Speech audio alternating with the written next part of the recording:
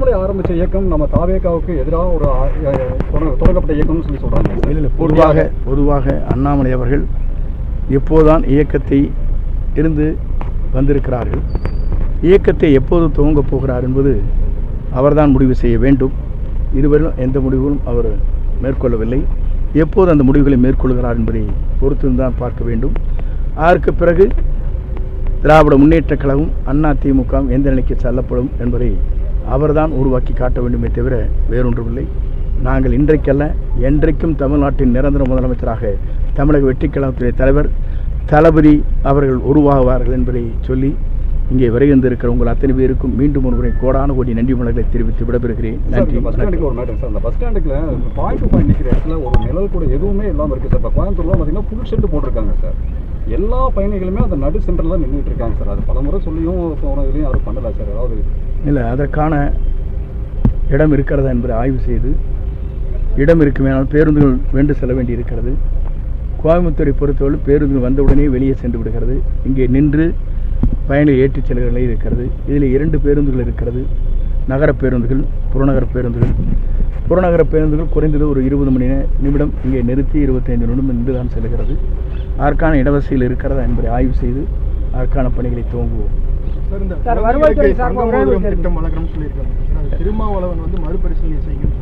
இல்லை, அவரை பொறுத்தவரையிலும் அவருடைய கருத்து. ஆனால் நம்மை பொறுத்தவரையிலும் நாம் தேர்தல் களத்திலே என்ன கருத்துக்களை சொன்னோமோ அந்த கருத்துக்களை நிறைவேற்றுவதற்கு முதல்வர் படிப்படியாக அதை நிறைவேற்றி வருகிறார்கள். வெள்ளை அறிக்கை என்பது உங்களுக்கு நன்றாக தெரியும். நம்முடைய நிலைகளை பற்றி தெளிவாக சொல்லப்பட்டிருக்கிறது. நிதிநிலைக்கேற்ப தொடர்ந்து எல்லா பணிகளும் நிறைவேற்றுவதற்கு படிப்படியாக முதல்வர் திட்டங்களை தீட்டி வைத்திருக்கிறார். சார், ஒரே ஒரு கேள்வி சார். இந்த வெப்சைட் வாரிசு சர்டிஃபிகேட்லாம் கொடுக்குறாங்க சார், அதெல்லாம் படிக்கவே முடியலைங்க சார். ரொம்ப எம்பளம் போட்டு எழுத்துல ரொம்ப துளியிருந்தா இருக்குது. இன்ஸ்ட்ரக்ஷன் சொல்கிறாங்க, அதெல்லாம் பின்னாடி கொண்டு போய் முன்னாடி கொஞ்சம் நீட்டாக பண்ணுறதுக்கு நீங்கள் நடவடிக்கை எடுக்க பரவாயில்ல. பொதுவாக வட்டா, இறப்புச் சான்றிதழ், அதேபோல் கம்யூனிட்டி சர்டிஃபிகேட், அதேபோல் முதியோர் உதவித்தொகை, விதவைகள் உதவித்தொகை, சமூக நலத்திட்டங்கள் அனைத்தும் தெளிவாக ஒவ்வொருவரும் தெரிந்து கொள்கின்ற அளவிற்கு அதை ஆன்லைன் மூலமாக பதிவு செய்யப்படும். அது மட்டுமல்ல, விரைந்து அதற்கான பணிகளை நாங்கள் மேற்கொண்டிருக்கிறோம். இது எப்படி மக்களுக்கு எடுத்துச் செல்வது என்பதை அறிந்து அந்த பணிகளை மேற்கொள்ள இருக்கிறோம். குறிப்பாக அனைத்து திட்டங்களும் நாம் ஆன்லைன் மூலமாக அந்த பணிகளை மேற்கொண்டு யார் வேண்டுமானாலும் எப்போது வேண்டுமென்றாலும் உங்கள் மொபைல் ஃபோனிலே எடுத்துக்கொள்கின்ற நிலையை உருவாக்குவதற்காக நடவடிக்கை மேற்கொண்டு வருகிறோம். அது விரைந்து செய்வதற்கு ஒரு 6 மாத காலம் தேவைப்படும்.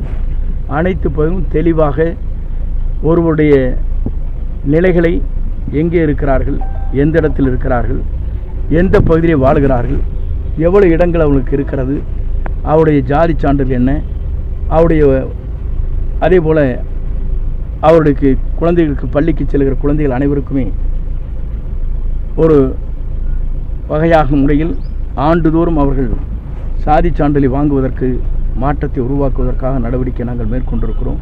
ஐடென்டி கார்டு என்று சொல்லப்படுகிற ஒரு அட்டையை வழங்கலாம் என்று நாங்கள் முடிவு செய்திருக்கிறோம். அதற்கான பணிகளையும் முதல்வர்கள் ஆணையிட்டு இருக்கிறார்கள். அந்த அடிப்படையில் முதல்வருடைய உத்தரவுக்கு இணங்க அந்த பணிகள் நிறைவேற்றப்படும். அவருடைய முகவரி, அவருடைய ஜாதி சான்றிதழ், அவருடைய பிளட் குரூப், அதற்கு பிறகு ஆதார் அட்டை, அவருடைய தொலைபேசி எண் அனைத்தும் அதில் இணைக்கப்படும் என்பதை மகிழ்ச்சியோடு தெரிவித்துக் கொள்கிறேன். ஒரு ஐடென்டி கார்டு நீங்கள் வைத்திருப்பதைப் போல ஒவ்வொரு மாணவர்களுக்கும் 10, 12 படிக்கின்ற மாணவர்களுக்கும் முதல் கட்டமாக வழங்குவதற்கு நடவடிக்கை மேற்கொண்டு வருகிறோம். அது விரைந்து அந்த பணிகளை முதல்வருடைய உத்தரவோடு நிறைவேற்றுவோம். சார், மேட்டூர் வந்து பாசனம் தண்ணி திறக்க வாய்ப்பு இருக்காங்க. 21 ஆண்டு காலம் 7 ஆண்டு காலம் மட்டும்தான் வெள்ளம் பெருக்கெடுத்து வருகிற போது, உபரி நீர் வருகிற போது தண்ணீர் திறக்கப்பட்டதை தவிர 21 ஆண்டு காலத்தில் 7 முறை தான் அந்த குறிப்பிட்ட நேரத்தில் திறக்கப்பட்டிருக்கிறது. மீத காலங்களில் 8ஆவது மாதம், 9ஆவது மாதம், 10ஆவது மாதம் தான் தண்ணீர் வருகிற போது தான் திறக்கின்ற சூழ்நிலை ஏற்பட்டிருக்கிறது. 91 அடி தண்ணீர் இருந்தால் மட்டும்தான் டெய்ல் என்று சொல்லப்படுகிற கடைகோடிக்கு தண்ணீர் எடுத்து செல்ல முடியும்.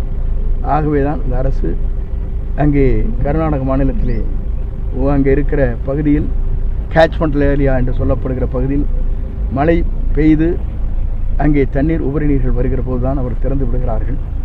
அதற்காக நாம் இன்று மத்திய அரசோடு முதல்வர்கள் பேசுகிற போது உபரி நீர் வருவது திறந்து விடுகிறார்கள்.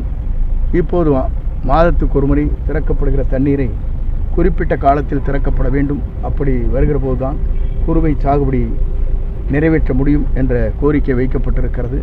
அதற்கான நடவடிக்கையும் முதல்வர்கள், பாரத பிரதமர், காவிரி டிரிபியூனல் எல்லா இடத்திலும் பேசியிருக்கிறார்கள். ஆகவே அந்த பணிகள் விரைந்து நடவதற்கு முயற்சிகள் மேற்கொண்டிருக்கிறார்கள்.